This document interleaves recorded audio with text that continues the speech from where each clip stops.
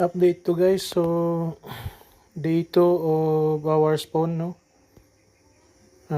Ika 2 days niya na ngayon. Yung mga spawn natin is medyo visible na yung mga katawan nila.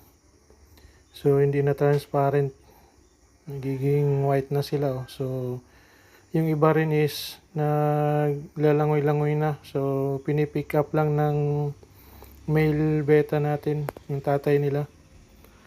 Ayan po yung update ngayon. So approximately around 100 plus yata yung spawn na to. So in day 2, nire-recommend ko na na mag live feeding tayo like mosquito larvae. Kasi baka hindi natin alam, gutom na yung male. Mamaya ay naubos yung anak niya, kinain niya lahat.